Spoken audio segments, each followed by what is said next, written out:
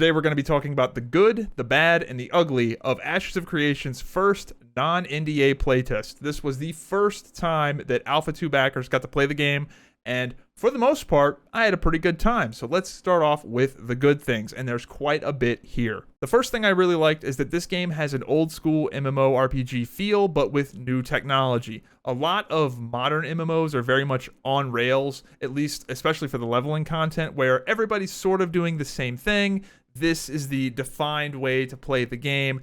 Everybody is sort of seeing the same main story quest and playing the game roughly the same way until you reach max level, and then you go into your siloed minigame over here, whether you're PvP, PvE, solo content.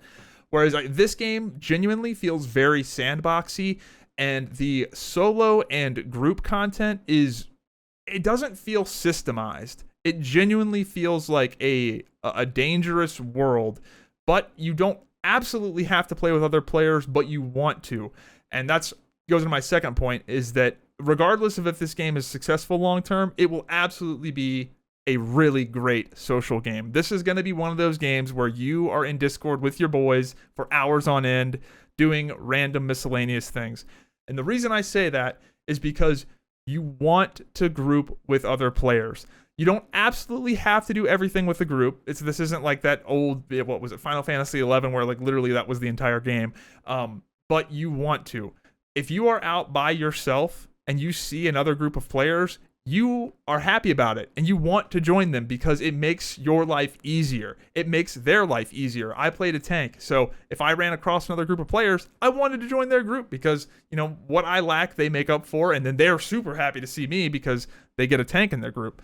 So they really nailed that organic feel, and I think the reason they were able to do that is because they've made the world pretty dangerous. There's not siloed content. This game, for the most part, at least early on, does not feel systemized. I've been playing MMOs for a long time, and you just sort of walk in, you're like, okay, I get this. This is the solo content, this is the group content, and you're able to just very quickly pattern match and recognize and just break these games down super quick. Whereas with Ashes, it's like, all right, this world is a little scary. There's absolutely still things you can do if you're playing by yourself, but you're going to have to be a lot more careful, and it's much, much easier with friends. And I think that is naturally going to guide players into being more social. And I think that you almost have to save the player from themselves when it comes to being social in games. If you are not required or incentivized to be social with other players, then naturally people are going to just silo themselves inward and just be completely antisocial.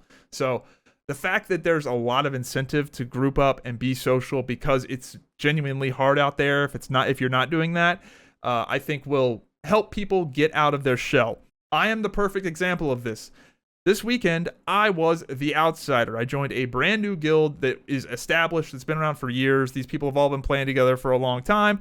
They've got their, pre-established friend group. And I'm the guy on the outside, breaking into that friend group. And naturally, even if you are a social person and you're kind of an extrovert, it can be a little intimidating to be that new guy jumping in Discord into a chat room when you don't know anybody. But with this game, it kind of breaks that barrier down. It's a good icebreaker because, like, I'm a tank, right? Like, they're happy to see me. They might not know anything about me, but they're happy to see me. And even if you're just a warm body, dude, it's tough out there. And you naturally are going to be more social and make friends. And I found that I was making friends and having a good time with just random players I would stumble upon in the world because you're happy to see them. You're happy to have some help, and they're happy to have some help. With all that being said, if you are in a guild group in Discord with a good group composition, this game is still periodically gonna kick your ass. Some of these 3-star mob camps are pretty challenging. I was in a group full of other sweat lords, and we were playing hard just to tread water in some of these camps, man. Wow. And just for a little bit of background for you guys that are, new to me and my channel, I am a top 1% World of Warcraft PvPer on multiple classes. I have raided at the world first level in WildStar with people who are now in Liquid with Honda sponsorships with Max and those guys. I was a menacing Crowfall. I am very good at these games, and this game, dude, it's pretty challenging, and I really, really like that. From a purely world building and immersion perspective, I kind of like that I'm getting my ass beat, and I like that there are genuine challenges in the game, because I can't think of an MMO that's kind of just had that like scary open world. You know, everything's just been so siloed over the years where it's like, all right, if I want a hardcore PvP challenge, we do arenas. And if I want, you know, the hard raid challenge, we do, you know, mythic, we do a specific game mode within this raid, within this specific instance area. Like, it's just not the same. It doesn't hit quite as well as like, oh, over that hill, there's that scary thing. And everybody is terrified of that thing, or like, oh my God, watch out, watch out, watch out. Like, there's that thing over there. It's just a totally different feel, and I'm liking that. The next thing I like, which is a bit of a pro and a con, is that this game is very intimidating. I have been playing MMOs for 25 years, and I've been really good at them for the last probably 10.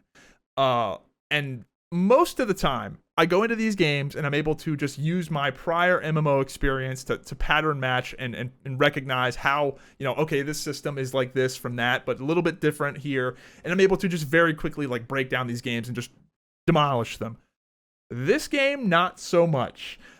You are likely going to be overwhelmed when you first start playing this game. I was. Which is good and bad. It's good in that you have a whole brand new game to learn, and there's a lot to learn and a lot to explore and play and have fun with.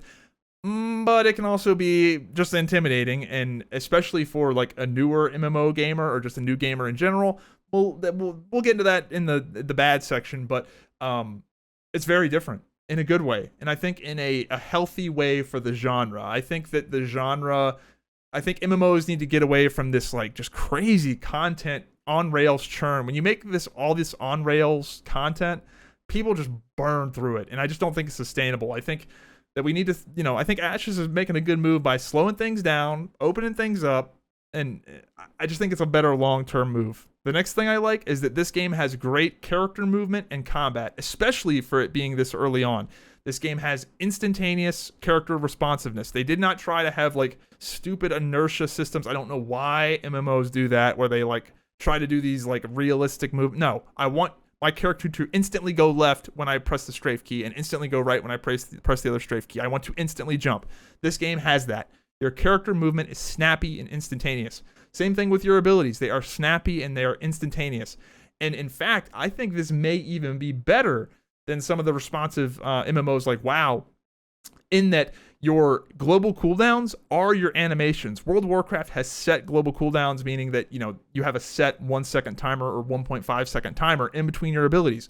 Whereas this game, your GCDs or your blackout timers, whatever you want to call them, are based off of the animation. So you don't have like a standard 1 second, you know, delay in between this swing and that swing. It is dependent on the animation, meaning that things are very fluid. So some of your attacks might have a 0.6 second animation, 0.6 second GCD, and other ones might have like a 1.2 second GCD. So it flows really nicely. And yes, they do have the tech to speed up the animations with their haste stat. This is actually the case for the fighter, where the fighter has a mechanic where they can swing faster and do their animations faster. So I don't know. It looks and feels really damn good. So for it to be as good as it is this early on, I like it. The talent trees, class customization, weapon customization, all look really, really good, especially for alpha, especially this early on. We are currently capped at level 25, which is half of the level cap. We also do not have the secondary classes, which I'm sure will open up more character customization. We don't have all the weapons, but I'm impressed with what we have right now. Looks good. I can't really fault them, and I'm really excited to see where it goes from here. The next thing, and in my opinion, the most impressive thing about Ashes of Creation is the client performance, specifically when there are a lot of players on screen. If any of you guys logged into the servers when they first came up, you remember seeing like 100 people running in place in the starting area. Yes, the servers were exploding, but the client was running fantastically well. I was getting 50, 60 frames with like 100 players, AoEing goblins, and there were a ton of players on screen, and the client frame rate was doing very, very well. For the game to be as early as it is and the client performance to be this good is incredibly promising, because if you know anything about video game development, they don't do a lot of the crazy optimization until the UI and other systems are finalized. So for it to be this good this early on is incredibly impressive. Ashes of Creation, genuinely in its alpha, has better client performance with lots of players on screen than most other MMOs, which is crazy to say. Maybe it's because they've got just better tech, but that really, really impressed me, because that's something that's a lot harder than people realize. And this game may actually be able to do the big battles. As many of you guys know from my previous videos talking about Ashes of Creation, I was very skeptical on the whole 200 player battles, because it never happens. But maybe it really might happen here. For the performance that I was getting with as many players on screen as I was getting was impressive. The next thing I thought they did really well with was the corruption system. I think for their first iteration on it, it's great. I'm sure they'll make little tweaks here and there, but overall, I think it functioned fantastically. Now, some of you might hear this and think, oh, Zybak's a PvP, or he just went ganking people. Oh, Zybak got his gank box. It's Crowfall 2.0. No. In fact, I did not kill any innocent green players all weekend. I know, crazy, right? Yeah, I think I'm hardcore corrupted killing that guy. I can't even attack this dude. No wonder it's been feeling weird. Oh, what? So I have to have the thing on? Oh, that's a little janky. Oh yeah, I'm fried. Oh yeah, we are fried, bro.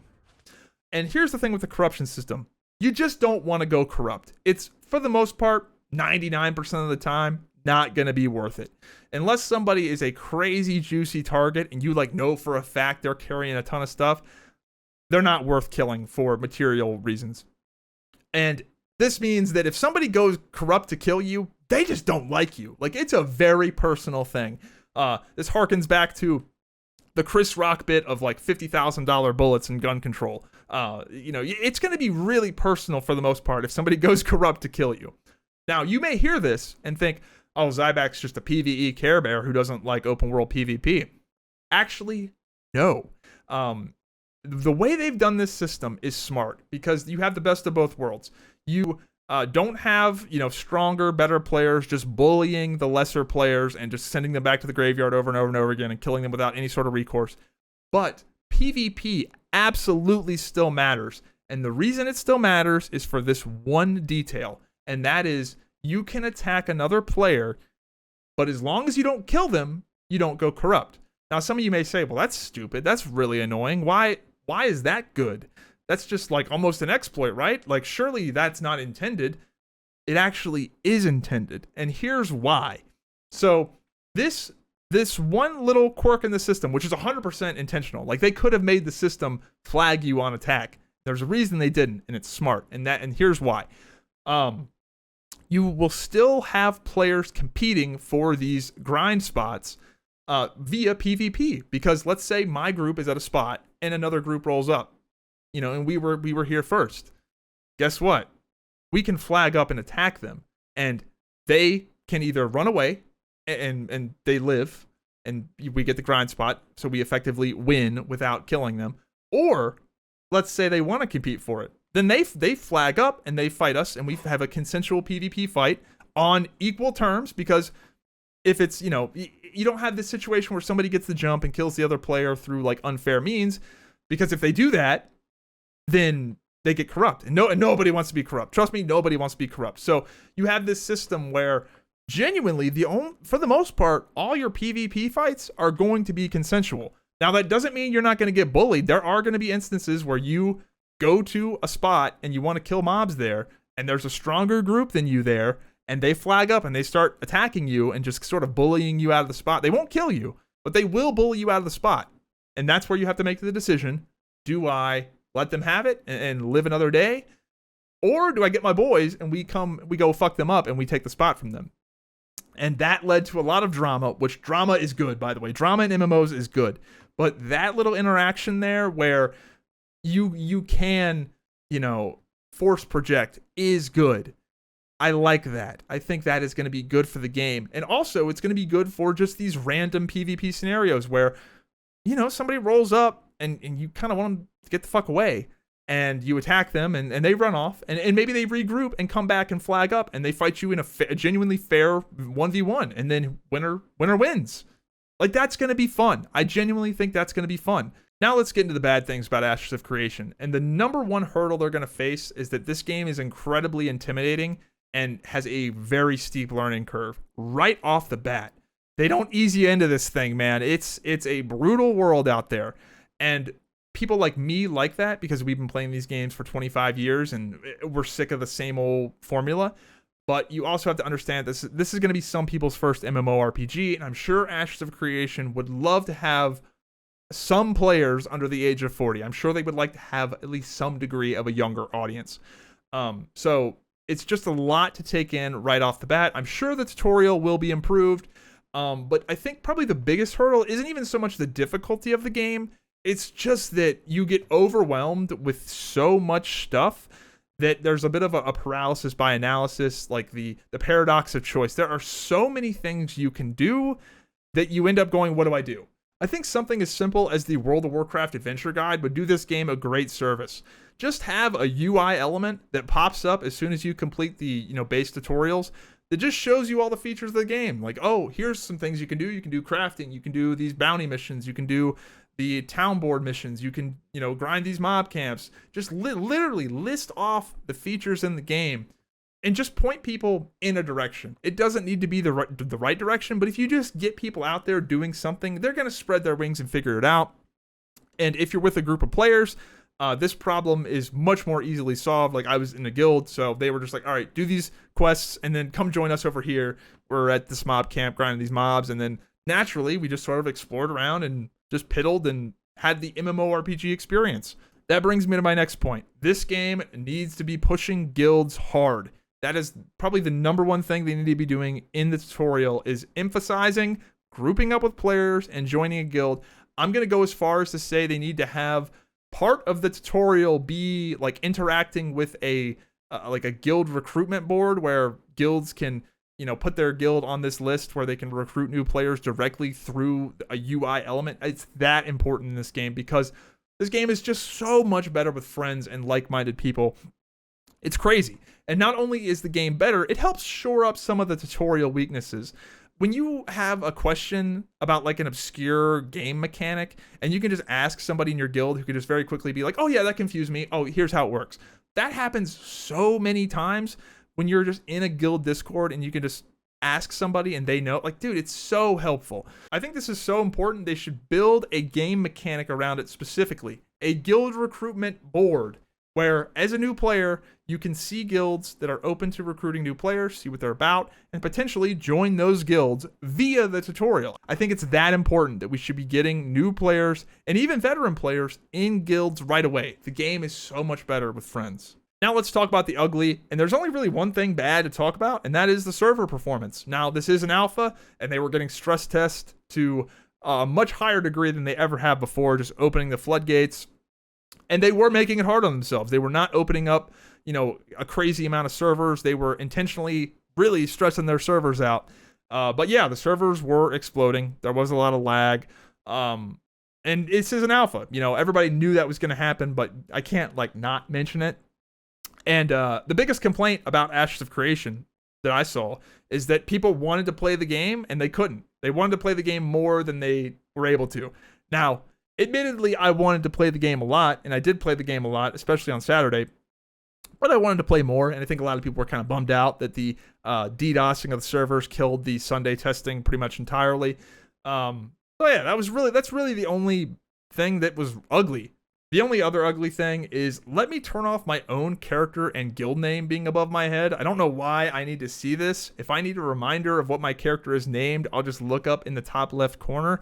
I don't know why this is on by default. You cannot turn it off as of right now, so I will continually complain about this until you let me turn it off. And honestly, it should not be on by default. It's just ugly. Have that off by default. Nope. Why would anyone want to see that?